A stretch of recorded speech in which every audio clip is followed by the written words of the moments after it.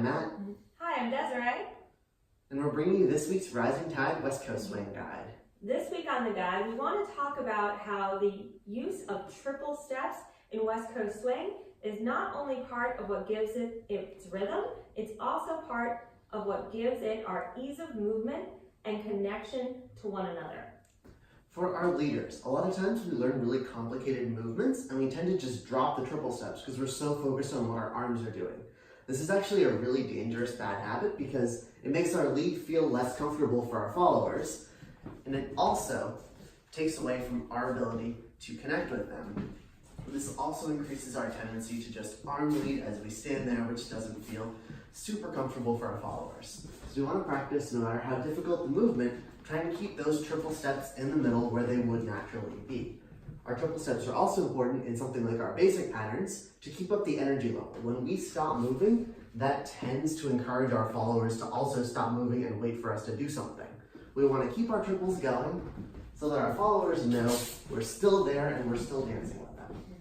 So followers, basically the same thing is true for us, except in the opposite role. So oftentimes as newer followers, we can rely too much on our lead to give us an indication of where to go. We as followers know we are to go in the direction our leader has indicated until our leader indicates a new direction. We know in a pass we're going to go from point A to point B. So don't rely on your leader or the connection to tell us every single step of the way.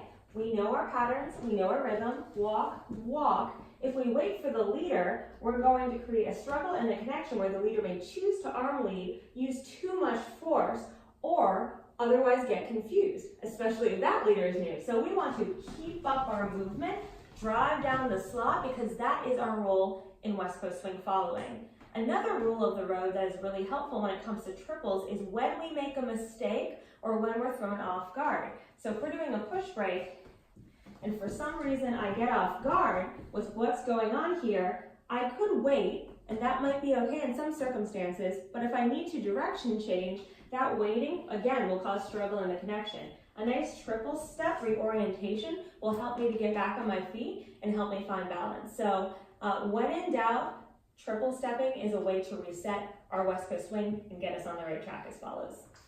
That was your guide. Thank you everyone for tuning in. You can check us out online at mattdavisswing.com. We're also on Facebook, YouTube, Instagram, and Twitter as Rising Tide Swing Dance Studio. Goodbye. Bye.